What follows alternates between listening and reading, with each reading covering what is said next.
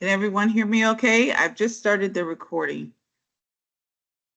Very good, very good. So welcome back. For those of you that are with us for the first time, welcome. Haley, I see your hand is up. You have a question?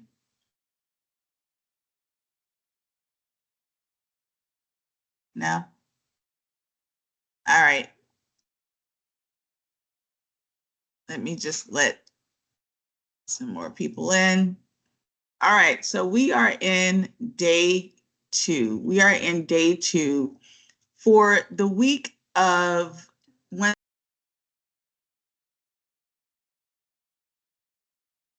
Sorry about that. So for the week of the first week, you're going to be doing chapters 1, 2, and 7.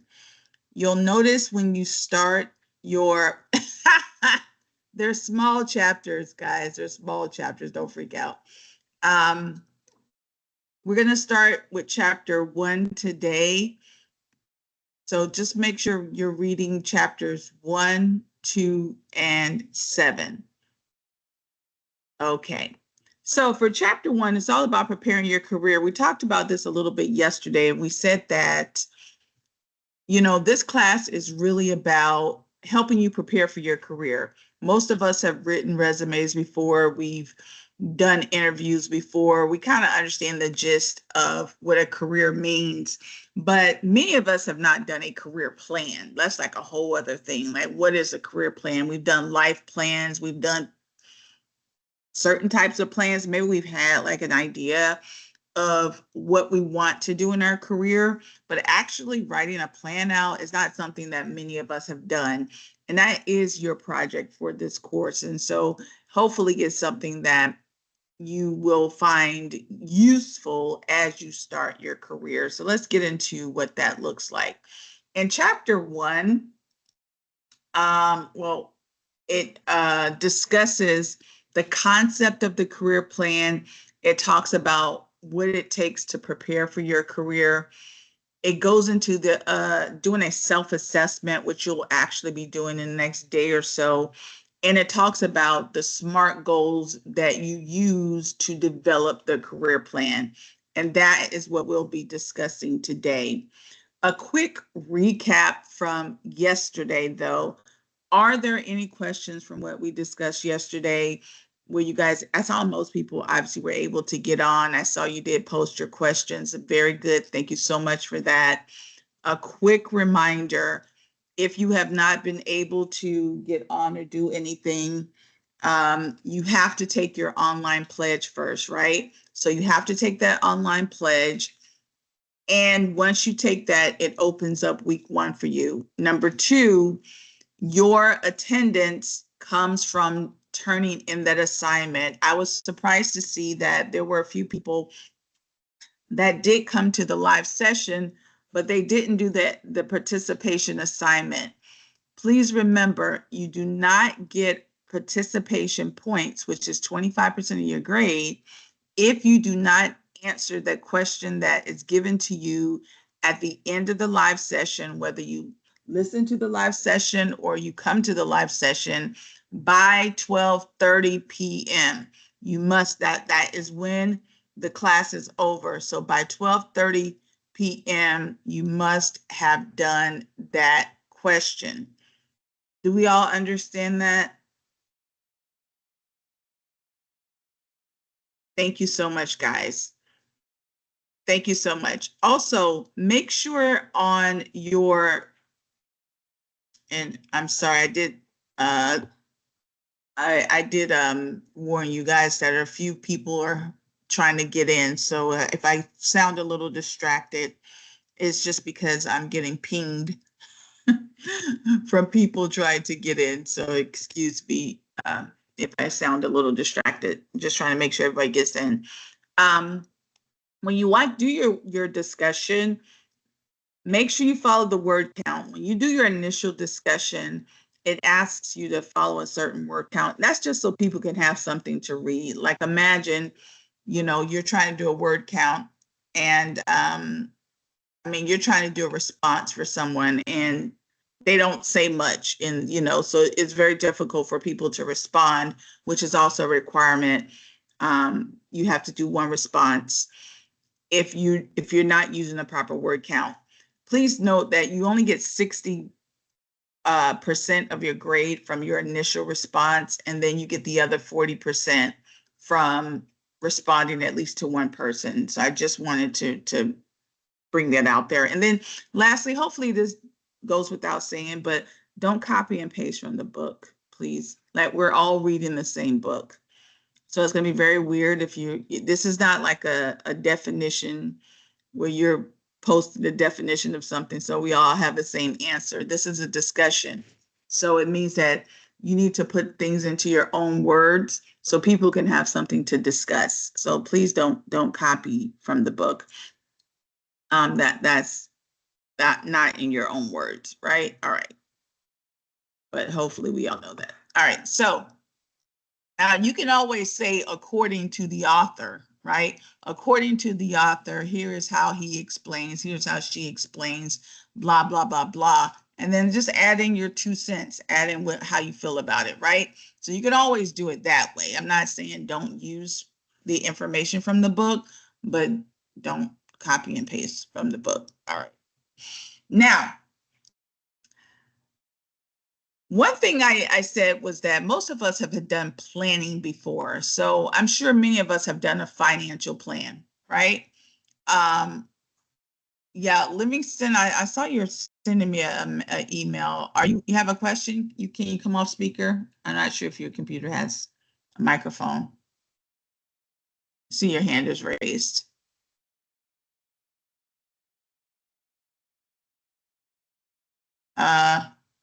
Can't come off speaker. I'm not sure what's going on, Livingston.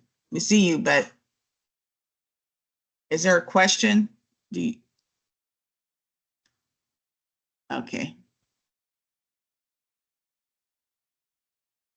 Do me a quick favor, Livingston, because I'm not sure what you need.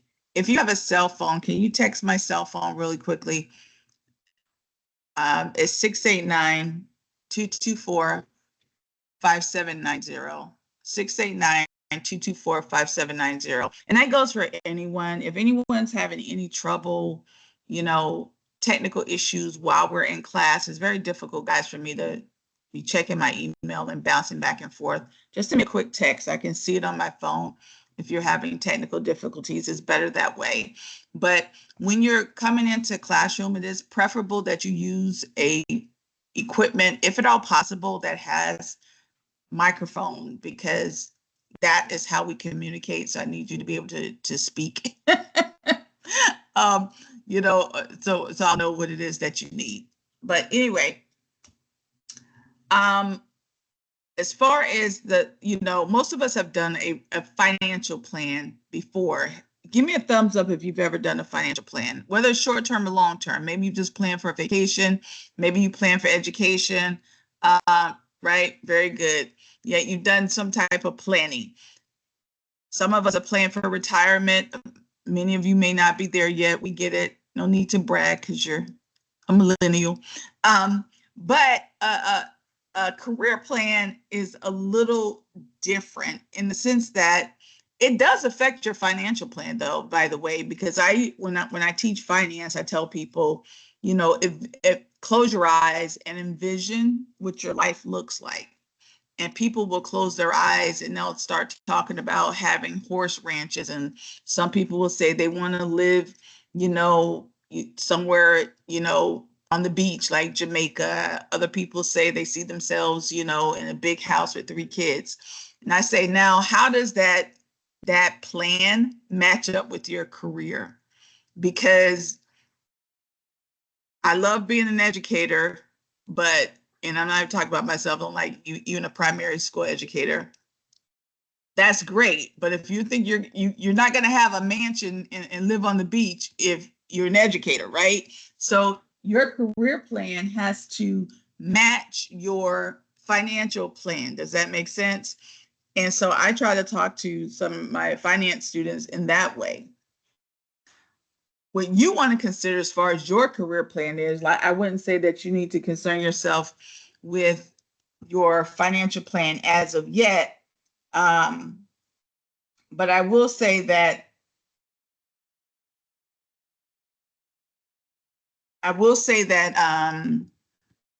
you do want to, somewhat consider, okay, I'm starting this career. Does it make sense with my financial plan? Is it going to get me to where it is I'm trying to go? I just got 2 questions in. I just want to make sure there's no tardy. Don't worry about that. Someone said they got marked tardy. I'm not sure what that means. So don't worry about that. So if you're having trouble, how many people have been able to access the book? How many people have been able to access the book? Give me a thumbs up if you've been able to access the book. I see here I had a question about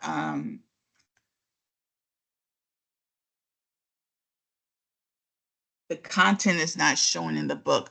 Now, one thing I'm going to ask you to do, Andres, is work with your librarian or your student services, because obviously I'm not there with you, so I can't see what you're doing. But in your classroom, and at the end of this session, I'll jump into the classroom with you if you want. Right at the top of your home page is where you can access your book. Right at the top of your home page is where you can access your book. If you're having trouble doing that, let me know. But and tell me what campus are you from? I'm not sure if you're at the campus now, if there's someone else that is with Andres that can help him with that. But if you don't have anyone that can help you, I can help you after class with that. I'll show you, okay? All right. Now, go ahead. That's one had something to say. All right. So with career preparation, it is going to vary from person to person. Even if you think about the example I just gave, right? Not all of us have the same vision. Some people are riding horses, some people are living on the beach. Even your financial plan, your life plan is going to be different. So obviously your career plan is going to be different. Just because you guys are all sitting in the same program, whether you're welding, electrical, HVAC, or a VA, it doesn't mean you're all going in the same direction, right? You just happen to be at the same place at the same time right now. But everybody typically has a different place that they want to go. Now, we do know that having a job is very different from having a career. We know that, right? Because a job pays the bills, but a career hopefully has some type of upward mobility, some type of progression that's going to lead you to your ultimate goal. So in that sense, there are a lot of career pathways that you can go. Has anybody ever heard of the Online Occupational Network, or ONET? Anybody ever heard of that? You probably have heard of the Department of Labor. Yes, give me a thumbs up. Hopefully you've heard of the Department of Labor. What I like about these two websites, oh, good, very good. They give these long range plans on statistical plans on where your industry is going. So if you go onto that website and you look up the welding industry, if you look up the electrical industry, the accounting industry, they'll give you all these stats on how many jobs are going to be available, what is the future of that industry here in America and abroad. I like it because, you don't have to take it as gospel, but it does give you an indication of, like, say, for example, if your field is being reduced, is it being influenced a lot by technology?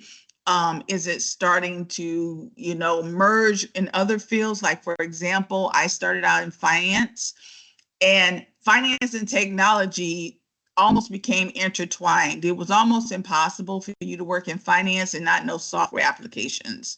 Like, so much is done with software now that I ended up having to go back and get a degree in IT because it was so intertwined.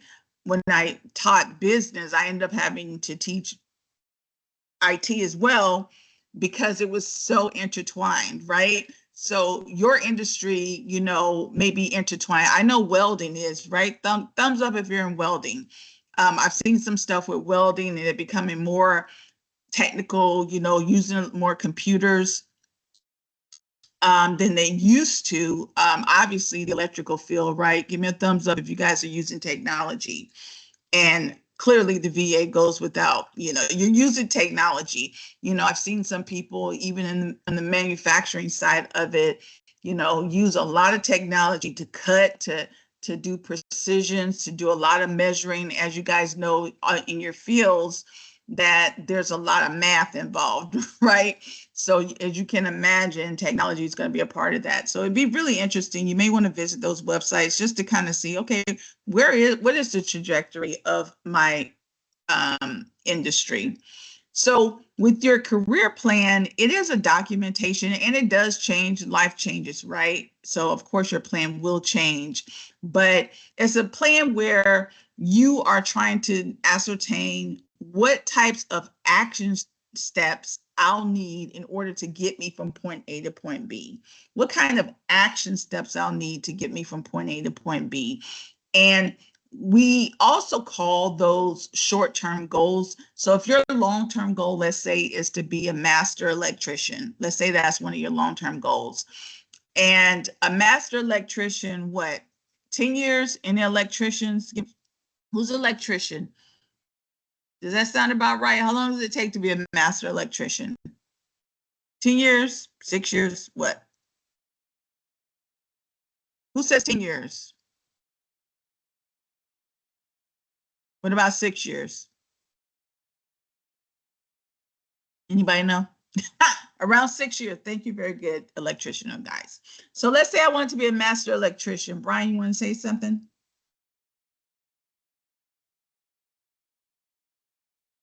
Nope. Okay.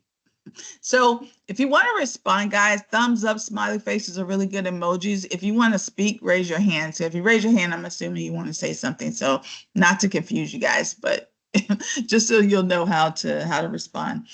Because every time you raise your hand, I'm like, yeah, you want to say something? And you're like, no, I was just trying to participate. So I don't want to confuse anyone. So with let's say my long-term goal was to be a master electrician, and it was going to take me 6 years. Now, the electrical guys could probably think through, if I were to ask you, what would be some of my action steps to get to that point? Like what steps would I need to become a master electrician? Number one, you'll probably tell me maybe I need to spend 2 years, I don't know, as working with someone else or working as a whatever. I'm not going to say apprentice because I know that happens in welding. I don't know. Does apprenticeship happen in electrical? I'm not sure what you call yourselves when you first start. But then I may have to go back and take it. Is that right? Okay, very good. So maybe I may want to work for 2 years, maybe 2 or 3 years, and then go back to school and sit for some type of certification. And then maybe in year 5, start studying for my test. And maybe by year 6, become a master electrician. So all those steps in between are called short-term goals or action steps. So my long-term goal could be a master electrician, and those would be my action steps. You see how I did that? Let's say I have a second goal. I want to start my own business. So after I become the master electrician, I want to work maybe for another 3 years and then start my own business in year 9. You see what I'm doing? So in between year 6 and year 9, maybe I'll work as a master electrician, and then maybe I'll start doing some research to, find out how to, run my own business. Maybe I'll start, doing a financial plan to save up to start my own business, right? So everything in between are those action steps. You don't get somewhere just hoping for the future, right? That's not how success works, right? Success is, you got to plan. You got to plan if you want to be successful. As they say, if you fail to plan, then you're planning to fail, because not to say that is etched in stone, but most people that are successful, they plan. I always tell people there is no secret to success. It's just hard work and planning. So let's say you don't have any idea, exactly what you want to do. Maybe you don't know if you want to own your own business. You've never owned your own business before. Maybe you don't know if you want to be a master electrician and be over somebody's big old corporation. You have to be responsible for this huge team. You don't know if that's your thing, right? We're going to have you do a self-assessment, and that assessment, and it's really easy in terms of it's just to ask you a bunch of questions. I don't know if any of you have ever taken like a Myers-Briggs test or some type of assessment test that tells you what type of work you'll be really good at. Give me a thumbs up if you've ever done that before. Well, this one, you're going to take one here in this course, and it's just to help you say, okay, maybe you weren't aware that you're probably not really good working with people. Let me tell you, let me put my hand up right now. I'm not good. I am an introverted person by nature. I'm an analytical person. I like to work with numbers. I like to read a lot. I'm as boring as you can get, believe believe it or not. And that's how I like to work. I hate team projects. I hate team sports. I know I know people always say, no way, I don't believe that, Cynthia. You're too personable. Believe it, honey. It's true. Like, yeah, I can do teaching all day because I'm up here as a one-man show. I get to, and it's not because I like the mic. It's just because I like to get things done, and I don't like to have a lot of, oh, what do you think? What do you think? What do you think? I'm like, let's just get it done, right? So that's just my personality. So I was not surprised when I took the self-assessment and it kind of told me, okay, girlfriend, you need to go in this direction when you're working in a science lab or education or finance. I was like, yeah, tell me something I don't know. But it did help me because imagine if I would have went in a different direction. I actually thought I wanted to be a doctor when I first started, and I went to intern at a hospital. Yeah, that lasted for like a week. That's not my thing. I didn't know myself then. So you'll be doing this self-assessment, and it'll give you some idea of where you want to be. When we talk about setting goals, one thing that you'll want to make sure is that when you do set those goals, they're what we call SMART. And all it basically means is that, and I'll give you an example of the goal I did before. I said, I would like to become a master electrician in 6 years. What makes that SMART? Well, the S stands for specific. Was that specific if I said I wanted to be a master electrician? I didn't say I want to be in the electrical field, which is very general, right? I said I wanted to be a master electrician. That's very, very specific, right? Is it measurable? I said I wanted to be it in 6 years. So I can measure that, right? Is it something achievable? Well, I had to check with my experts. They told me 10 years. I didn't get a lot of thumbs up. But when I said 6 years, they were like, yeah, that sounds about right. So that's achievable. Is it realistic is what the R stands for. I got a thumbs up on it, so it was pretty realistic. And is it time bound? That's what that T stands for. That means I had some type of time. I said 6 years. So a SMART goal has to have something that you can you can measure it. It's very specific. It's achievable that you can do. Does that make sense? When you do your goals, both the short term and the long term, you want to make sure they're SMART, and you want to make sure they pass the SMART test. I know that sounds a bit cynical, but you want to make sure it passes the SMART test. You don't want to say, oh, my goal is just to feed my family. I've actually gotten that before. Or my goal is to make sure I have a good job.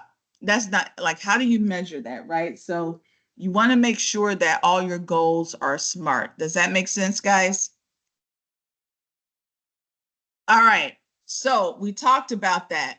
Part of our career plan is going to be both a long-term and short-term goals. Hopefully that makes sense. You'll be doing two of them in this course, both the two long-term goals and then the short-term goals associated with them. You'll also be doing the self-assessment. I talked about that. It's going to measure your natural abilities, your personality, and your values. And they're going to give you this little score that talks about where you are along that spectrum and the types of industries that will work well for you. Now, how do they do that? Well, they're measuring what's called an aptitude. An aptitude, and you may have heard of aptitude tests. They're basically, where you have a natural ability. Some people call it like a cognitive ability, or you have a physical ability to do something that is part of who you are. Maybe you've heard that, oh, I have an aptitude for, math, right? You may have heard people may have an aptitude for, they got good hand-eye coordination, so it makes them really good at, playing tennis, right? Some people just really good. You've heard people say, oh, this person has two left feet. Anybody ever heard that term before? Or they don't have good hand-eye coordination. I'm gonna tell you right now, I don't. It's not because I wear glasses, but maybe it is. But I have horrible hand-eye coordination. But my daughter, she's great. I don't care what it is. You can throw her something from across the room and she cannot even be paying attention. And like Superwoman, she'll turn around and catch it. Like, I'm like, that is creepy. But she has really good hand-eye coordination. You throw something at me, I'm ducking. I don't know. I know you wanted me to catch it, but you didn't give me time to think about it. I need time to think about it, right? Horrible. So, dodgeball killed me. But your ability, what does that mean? Your ability is your ability to master a skill, right? Now, I do have a good ability to master skills. Like, I'm really good at reading. I know that sounds so boring, but it actually works out if you're a professor, right? Like, I can read anything. I can read absolutely anything and learn it. And most times I can come back and teach it. I don't know. I just have this aptitude to absorb a lot of information. I have this weird thing of reading 4 or 5 different topics at one time. Does anybody else do that? Am I the only weird person out there? Like, I have to absorb information. I don't know why. Half of it I don't even use, but I just need to absorb it. I didn't get 1 thumbs up. You guys are making me feel really awkward. Am I the only person that read? Thank you so much. I got 2 thumbs up. Thank you. Thank you so much. Okay, thank you. I needed that. This is like therapy for me. Right? So thank you so much. So your personality obviously is, a blend of a lot of things, whereas, your attitudes, your values, your work habits, whether you're a loyal person or not, that has a lot to do with how you engage, how you perform on the job. We know those different types of things. Like I mentioned before, there's a different type of test you can take if you want to like dig into your personality, if that's kind of your thing. It's called a Myers-Briggs test. And there's a lot of other types of tests. I actually think this is also good because, as I was explaining before about myself, I know me, I know my personality. I know what types of organizations, what type of companies, what type of industries work for me. I know we're all in these jobs now. You're in the welding program, you're in the electrical program, or whatever, so obviously you've given some thought to whether it's a good fit for you or not. But if you haven't, there's nothing wrong with even taking a personality test to even know, even if you're in your field, what type of company do you want to work for? Do you want to work in a type of company where you work at a small company and it's more family oriented?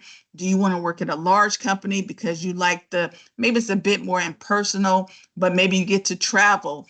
Maybe you want to work at a company where, you can start your own business. If I'm in the VA program, a veterinary assistant, my goal is to own my own mobile clinic one day, my pet mobile clinic.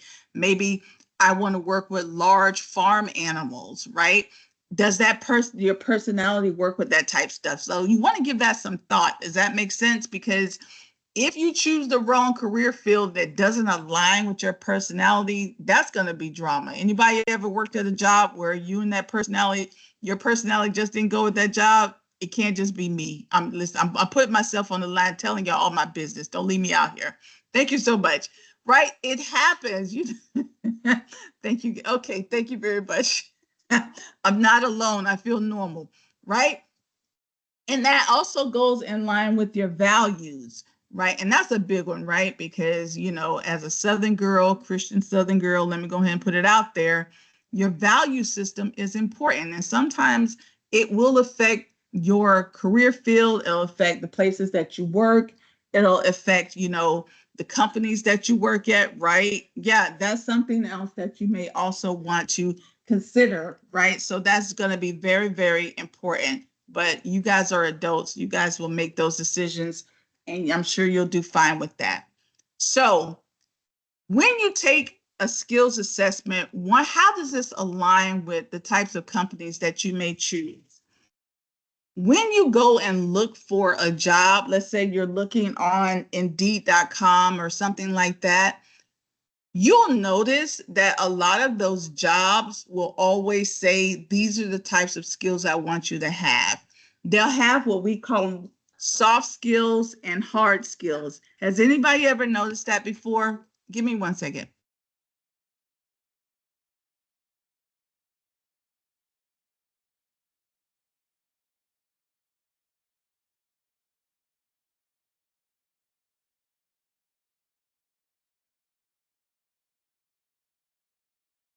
All right, sorry about that, guys.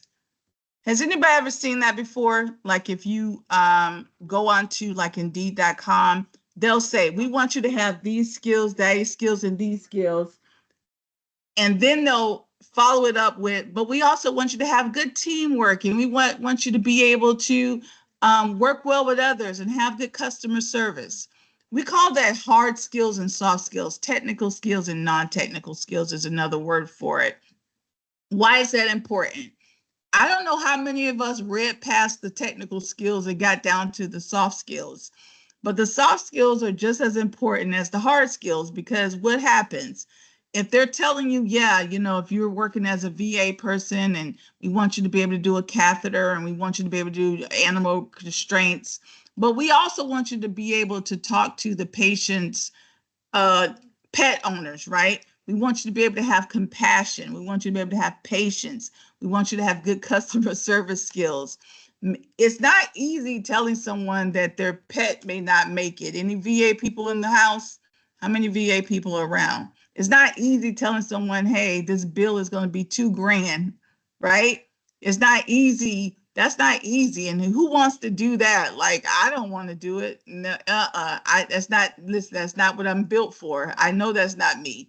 I'd be trying to take all the pets home, and I can't tell somebody that they owe me $2,000 and your pet didn't make it. Like, God bless you guys. Let me not be a Debbie Downer on that. But that takes a certain skill set. So you want to pay attention to that.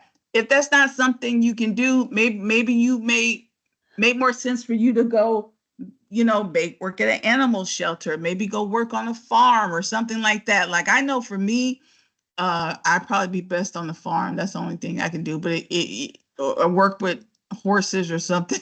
I don't know. But I know I couldn't do anything where some pet may lose its life or something like that. All right. So in the book, it talks about both hard skills and soft skills.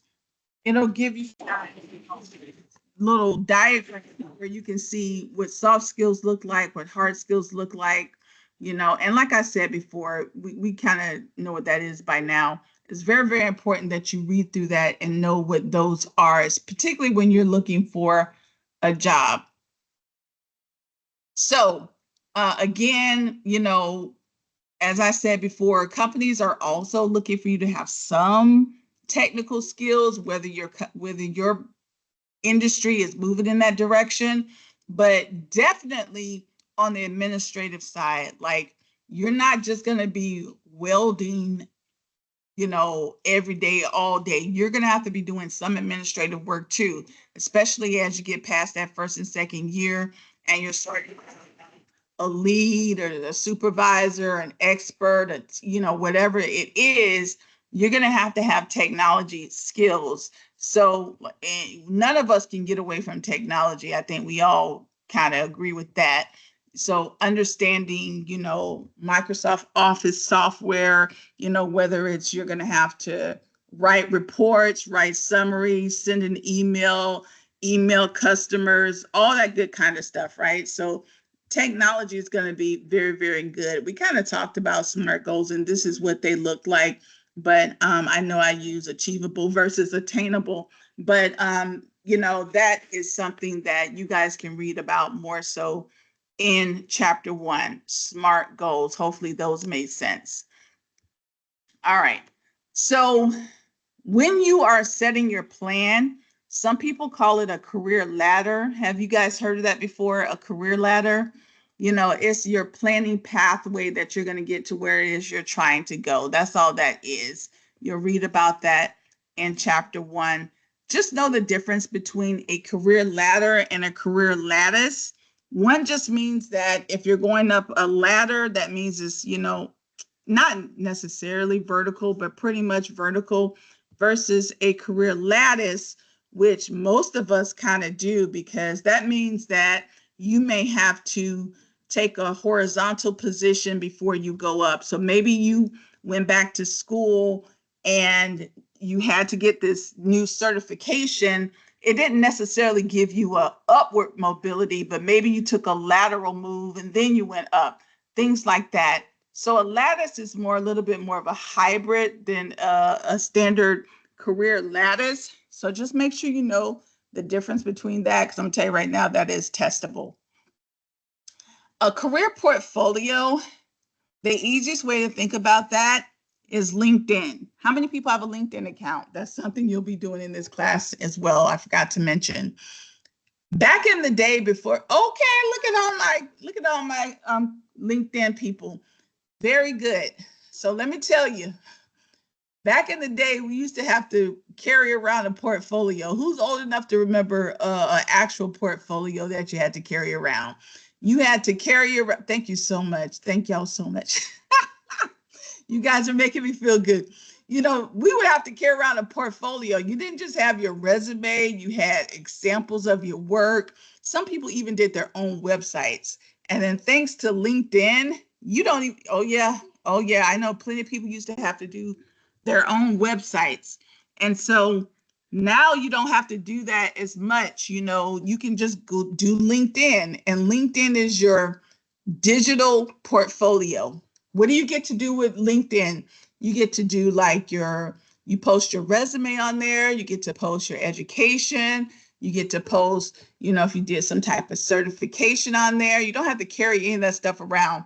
Sometimes you don't even have to carry your resume around, even though we still recommend that you do. But that LinkedIn is now the best way to market yourself, which is why we're going to want you to have one in this course, but we'll talk more about that. Your career persona. This is something that we'll get into in the following weeks. And this all has to do with thinking about, how do you want to promote yourself?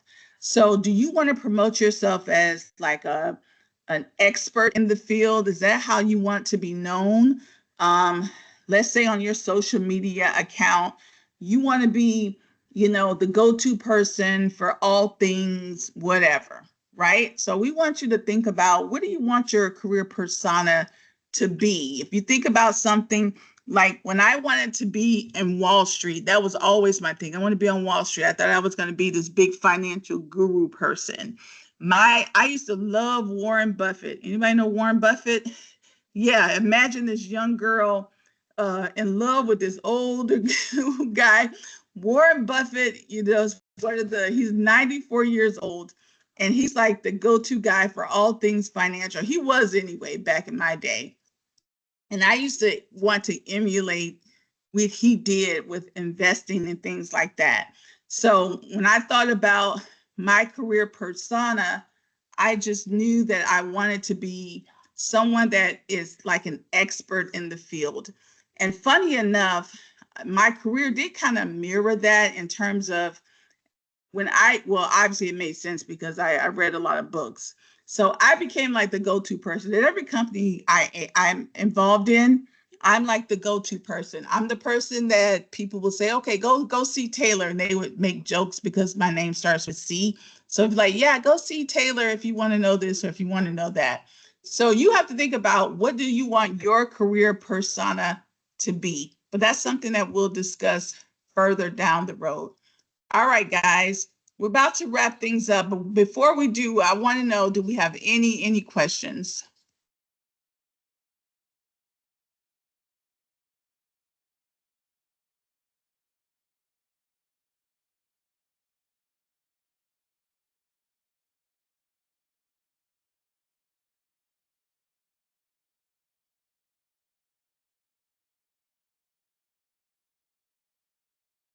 All right, no questions? All right, as promised,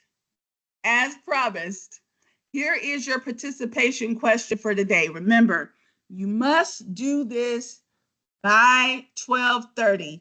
You must do this by 12:30. I want you to list your top 3 hard skills, technical skills that you think you have right now, right? And it could be something you just learned from your classroom. And then I want you to list your top 3 soft skills. Now, this could be transferable skills from another job you've had. Maybe you've been told that you're a great customer service. Maybe you've been told you're a great people person. Maybe you've been told that you have good teamwork, whatever it is. 3 technical skills, 3 soft skills. I'll give you a minute to write this down.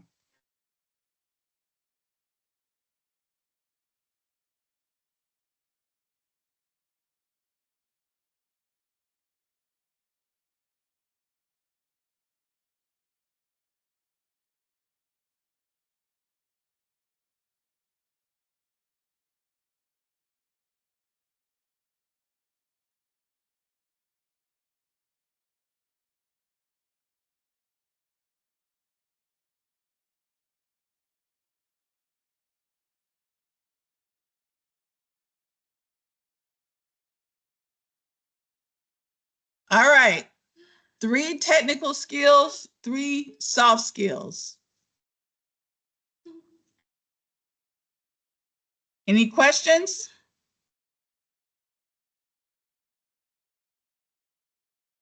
All right.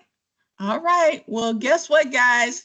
Back here, same time, same place tomorrow.